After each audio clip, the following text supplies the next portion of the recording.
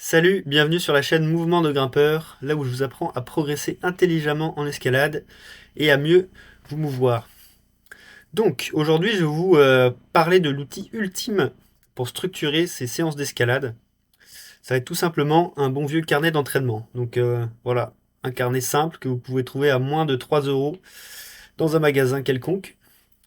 C'est vraiment un outil qui va vous permettre de progresser sur le long terme en escalade et de suivre correctement vos entraînements, de planifier, etc.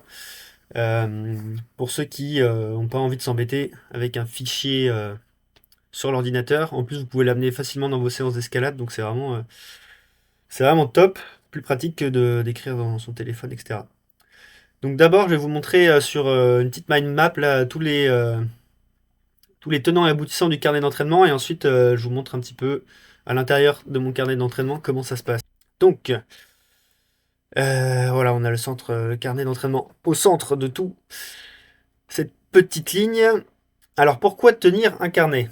Donc dans un premier temps, ça va vous permettre d'identifier les points à travailler. Vous en avez peut-être déjà connaissance, mais le fait de le noter et de l'inscrire sur le carnet, ça va vraiment mettre l'accent sur le fait que vous devez travailler ces points-là et vous allez pouvoir y revenir régulièrement et donc ne pas oublier.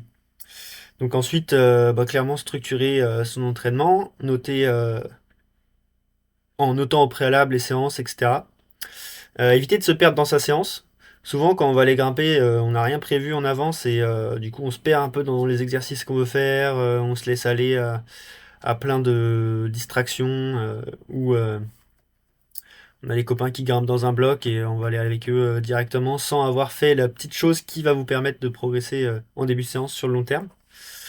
Ensuite, ça aide à entretenir la régularité et la motivation parce que vous avez vos objectifs qui sont vraiment mis sur le papier et vous allez pouvoir suivre le nombre de séances que vous faites par semaine, etc. Euh, et une des choses, moi, pour laquelle j'utilise principalement, c'est pour suivre ma charge d'entraînement. Donc la charge d'entraînement, c'est hyper important. C'est ça qui va vous permettre de prévenir des blessures, éviter la fatigue chronique, le surentraînement, et avoir du recul sur ce que l'on fait, parce que des fois, on a l'impression de ne pas en faire tant que ça, et au final, quand on regarde le contenu de la semaine, et ben, il est quand même potentiellement élevé. Tac, donc, que noter dans ce fameux carnet? Tout d'abord, ce qui est bien de noter, ça va être le plan de la semaine. Donc, vous avez au début de votre carnet les objectifs donc, que vous voulez avoir dans votre cycle d'entraînement. Et ensuite, vous notez le plan d'une semaine de cycle que vous allez faire. Donc, ouais, le lundi, le mardi, le mercredi, pas tous les jours de la semaine, vous allez noter les séances que vous avez prévues, que ce soit de grimpe, de prépa physique, de souplesse, de mobilité, etc. Comme ça va vous donner un premier cadre. Et ensuite, vous pourrez y revenir et modifier ce plan-là en fonction de ce que vous avez ressenti pendant toute cette semaine. Si vous avez fait une séance de grimpe un petit peu trop intense, que le lendemain vous étiez fatigué, que vous avez un petit peu des douleurs dans les doigts, et ben la semaine suivante, vous pouvez vous dire, ah bah là j'ai fait 4 séances de semaine la semaine dernière, il y en a une qui était un peu trop intense, c'était trop sur les doigts, du coup la semaine suivante, je sais pas, vous allez soit enlever une séance de grimpe, soit enlever une séance de poutre, soit modifier un petit peu votre semaine type pour qu'elle corresponde vraiment euh, à la charge que vous pouvez encaisser sur la semaine. Souvent, on a tendance à vouloir un peu en faire trop et à ajouter beaucoup de séances dès le début. On veut s'entraîner, on veut progresser vite. Du coup, on met taquet de séances. Mais moi, le premier, ça m'est arrivé plusieurs fois de faire ça. Et on n'arrive pas à suivre et du coup, au fil du temps, on perd la motivation. Donc, vaut mieux commencer tranquillement et avoir une régularité sur le long terme plutôt que de vouloir mettre la wash directement. La seule chose, c'est si vous préparez un trip de grimpe, c'est un petit peu différent parce que c'est un cycle assez court. Et donc là, si c'est juste un cycle pour ça, on peut essayer de mettre un petit peu plus comment dire, de charge. Après, c'est bien que la première semaine d'un cycle soit toujours assez chill. Voilà, j'ai un petit peu dérivé, mais c'est des précisions qui sont importantes.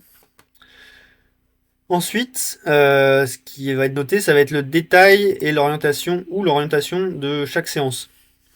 Donc si vous faites une séance de grimpe, vous allez noter le thème juste avant votre séance, le thème de la séance, un petit peu voilà, les objectifs que vous avez pour cette séance-là, et le détail de la séance de grimpe si vous en avez envie. Donc exactement qu'est-ce que vous allez faire comme exercice dedans. Ensuite, ce qui est bien noté aussi, c'est les exos de prépa physique. Donc si vous faites de la prépa physique, soit en dehors des séances, soit au début de séance, soit en fin de séance de grimpe, notez exactement les exos et l'ordre des exercices pour, pour éviter de vous perdre justement et de faire ça de manière carrée. Avec les charges, le nombre de répétitions, etc. Donc ça peut être noté aussi vraiment au tout début du carnet. Comme ça, vous n'avez pas à le noter à chaque fois, au tout début du cycle d'entraînement. Donc, sous votre semaine type, je vous montrerai après, vous allez noter le détail de chaque séance que vous faites dans ce cycle-là. Et comme ça, quand vous allez dans votre séance, ça vous évite de le renoter. Et ensuite, si vous avez des routines d'échauffement ou de mobilité, c'est aussi bien de les écrire. Pareil, pour éviter de tout le temps tout faire au feeling, même si des fois c'est intéressant aussi de se laisser aller un petit peu en fonction de ses sensations et de ses envies du jour. Alors l'autre chose intéressante qui va permettre de justement suivre l'évolution de votre fatigue et de votre charge d'entraînement, c'est avec les différents marqueurs de forme que j'aime noter pour c'est ça, suivre ma forme. Donc tout d'abord le sommeil. Donc bon, je vais pas m'étaler sur le sommeil, mais c'est vraiment le facteur de récupération le plus important. Donc c'est bien de noter le temps de sommeil que vous avez et la qualité. Ensuite, la fatigue physique liée à la séance de la veille. Donc ça, c'est hyper important parce que ça va vous permettre de voir si votre séance, en fait, pendant qu'on grimpe, souvent quand on est chauffé, etc., on se rend plus vraiment compte, on est ultra éveillé, du coup, on se rend pas vraiment compte de la fatigue qu'on a et de la charge qu'on se met. Et donc, souvent, le lendemain, c'est là où on va le mieux ressentir, ou le soir, 2-3 heures après, si on a été trop fort ou pas dans la séance. Comme Euh, ça vous permet vraiment d'ajuster la durée ou l'intensité de vos séances. Si le lendemain d'une séance, vous avez prévu de faire 2 jours de grimpe de suite, vous avez fait 2 heures de séance ou 2 heures et demie avec très peu de temps de repos dans des blocs super durs, plus des tractions à la fin de séance, et le lendemain vous vouliez faire plutôt du volume, et bien que vous êtes vraiment cassé physiquement, vous allez pouvoir la semaine d'après ajuster, faire une séance plus légère. Donc enlever les petites choses qui ont fait que le lendemain vous ne pouviez plus grimper parce que la fatigue physique était trop intense. L'idée vraiment pour progresser en escalade, c'est de pouvoir accumuler pas mal de séances dans sa semaine. Et si on fait des séances trop grosses et qu'on récupère mal de ces séances, on va avoir des séances qui vont être de piètre qualité. Voilà, donc ensuite il y a l'énergie mentale. Donc la condition un petit peu, comment dire, la, ça va être lié à la motivation, quoi. L'énergie mentale, la motivation que vous avez ce jour. Ensuite, la forme que vous avez eue pendant la séance. Voilà, ça, c'est tout simplement la forme que vous avez eue pendant la séance.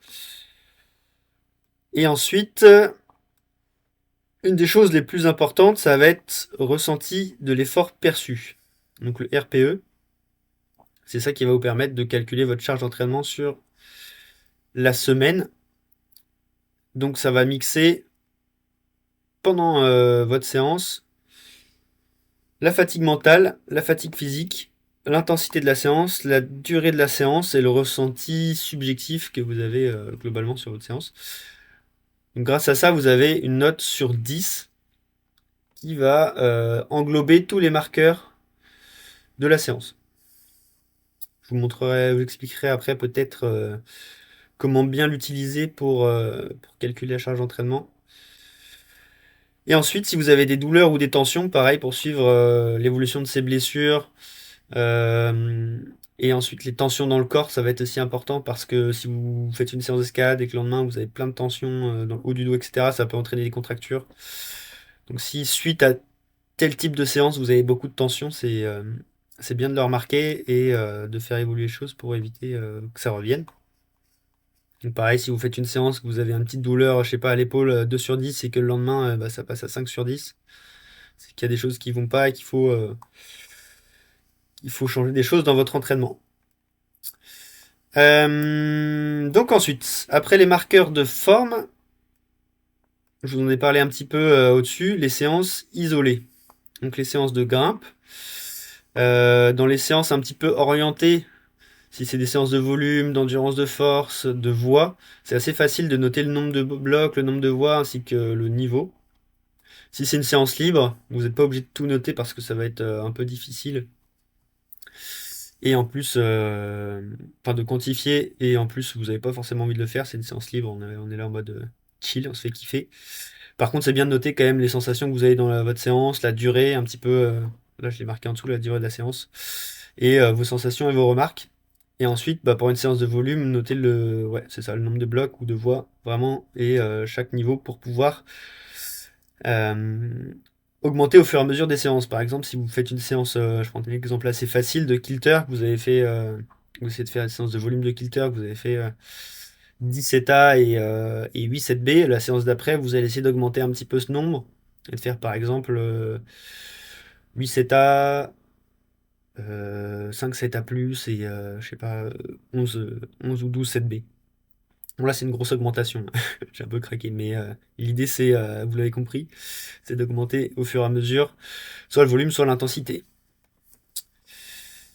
Et ça, le fait de noter le nombre, c'est comme en muscu en fait. En muscu, on a l'habitude de noter les charges, etc., ou le nombre de répétitions et d'augmenter à chaque séance, mais en grimpe, on ne prend pas du tout le réflexe de le faire. Et, et au final, c'est quand même assez important si vous voulez mesurer votre progression dans un domaine particulier, surtout dans les séances qui sont ciblées.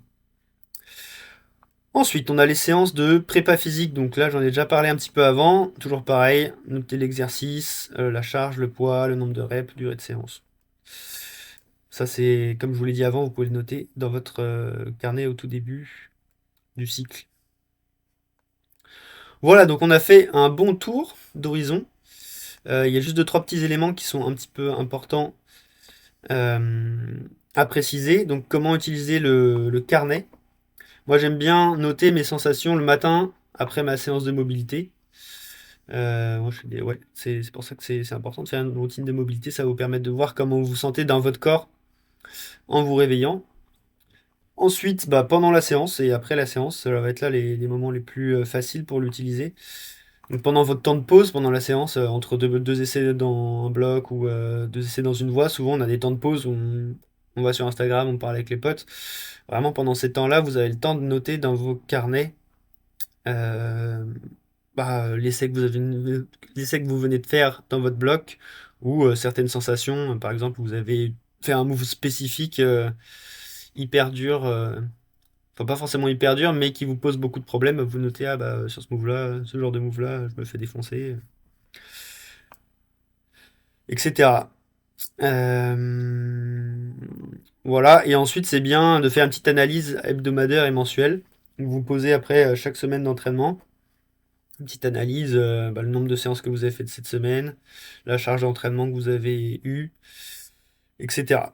Pareil, chaque mois, vous revenez sur le cycle entier et vous faites une petite analyse de la charge totale d'entraînement, ce qui a marché, ce qui n'a pas marché, ce que vous voulez implémenter par la suite pour évoluer sur le long terme. Quelques petites subtilités en plus, donc les conseils pratiques, voilà, c'est des conseils assez bateaux, mais être régulier. Donc si vous le faites juste une semaine ou une fois toutes les 3 séances, ça va pas marcher. Moi, le tips vraiment qui m'a aidé de régulier, j'ai essayé plusieurs fois de me lancer dans un carnet d'entraînement et à chaque fois, j'ai pas réussi à toujours être régulier. Et là, vraiment, j'ai trouvé une chose. Là, ça fait plusieurs mois d'affilée là que j'utilise quasiment sous louper aucune séance. Il y a de temps en temps une séance où j'oublie et le lendemain, du coup, je vais essayer de noter, de me souvenir ce que j'ai fait. Mais pour être régulier, moi, c'est vraiment le fait, c'est de l'avoir dans mon sac d'escalade. Et à chaque séance, je le sors, je note les choses. Et, euh, et à la fin de la séance aussi. Voilà, vraiment le tips que j'ai mis en place. Donc restez assez simple, évitez de noter 1 million de trucs. Franchement, si vous notez 1 million de trucs à chaque fois, que vous rajoutez des marqueurs de forme, faut que ce soit, voilà, ça va avec la personnalisation. S'il y a un seul marqueur de forme à garder, par exemple, ça va être le RPE. Vous n'êtes pas obligé de noter tous les autres. Donc restez assez simple et personnalisé pour éviter la perte de régularité. Voilà, donc ça va avec trop détaillé et abandonné le projet. Alors, je vais vous montrer maintenant un petit peu comment c'est organisé dans mon carnet d'entraînement. Vous avez une première page où je vais noter. Bon, avant l'objectif de cycle, c'est important de noter ces objectifs au tout début du carnet sur le long terme pour avoir une trame conductrice. Et ensuite, les objectifs du cycle. Donc, j'aime bien avoir 5 points. 6 points, pardon. Le point global. Donc là, ça va être un cycle, j'ai noté capacité et volume. Et ensuite, pour chaque paramètre dont on a besoin de progresser en escalade, noter une orientation. Donc technique, physique, tactique, mentale et là c'est prépa physique. Donc là la technique, j'ai noté focus, utilisation du bassin, physique, volume, plus tenue de plat, tactique, gestion de repos, lecture. Donc là vu qu'on a ce cycle de volume, c'est pas mal pour utiliser la gestion des repos. Et ensuite mental, concentration sous fatigue, prépa physique, renfort profond des doigts et les épaules. Voilà, ça va vraiment permettre de donner une orientation du cycle et de ensuite trouver les bons exercices pour développer ces points-là. Donc là, c'est vraiment un exemple que j'ai noté assez rapidement. C'est pas ce que je fais en ce moment, c'était pour la vidéo. Donc là, vous avez le carnet, pardon, la programmation de la semaine. Donc vous faites un petit tableau comme ça, lundi, mardi, jeudi, vendredi, samedi, dimanche. Et chaque jour, vous notez ce que vous allez faire. Donc renfo plus volume de bloc, là, cardio plus abdos, etc. Et sous ce tableau-là, ce qui est bien, c'est de noter toutes les séances de vos cycles en détail. Donc les séances de renfo, les séances de bloc, etc. Bon, là, j'en ai noté que 2 pour l'exemple de la vidéo, mais en gros, c'est ça l'idée. Comme ça, vous n'allez pas avoir à les renoter chaque jour. Si vous faites des modifs dans vos séances, par contre, c'est bien de les noter dans le suivi journalier. Et ensuite, pour chaque journée, là où ça devient intéressant, vous allez noter les marqueurs que je vous ai présentés dans ma petite mind map.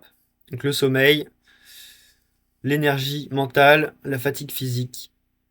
Et le RPE, ça va être après les autres marqueurs, c'est après la séance. Donc là, c'était un jour où il y a 2 séances d'entraînement dans la même journée. Donc la partie prépa physique. Là, là, ça se passe en entraînement par bloc. Donc il y a le bloc 1, le bloc 2. Là, je marque les exercices. Série 1, 5 kg, les charges que j'utilise. Là, ça va être Désolé, je ne peux pas vous aider à faire cela. des exos sur 8 reps. Donc, première série 5 kg, deuxième série, j'ai marqué. Oui, série 2, série 3, 8 kg, etc. Donc là, c'est le petit exemple. Bloc 1, bloc 2. Donc, vous marquez l'évolution de la charge. Et pareil, l'évolution du nombre de répétitions s'il y a. Et ensuite, après la séance, donc vous allez marquer les petits marqueurs. Douleur épaule 3/10, forme 8/10 et le RPE 4. Voilà, et ensuite, l'exemple pour les séances de grimpe. La séance de volume de bloc, donc là c'était dans des niveaux assez faibles. Le nombre de blocs, à chaque fois que vous faites un bloc, vous marquez une petite barre, et à la fin, ça va vous permettre d'avoir le nombre de blocs enchaînés dans la séance au total, et comme je vous ai dit précédemment, d'augmenter au fur et à mesure des séances. Pareil, le RPE et douleur épaule, 4/10, ça n'a pas trop évolué, c'est cool. Et oui, je vous explique aussi rapidement, là ça va pas être trop le sujet de cette vidéo, mais comment calculer votre charge d'entraînement. Donc vous allez faire la durée de la séance multipliée par votre RPE, donc ce qui va vous donner un chiffre en unité.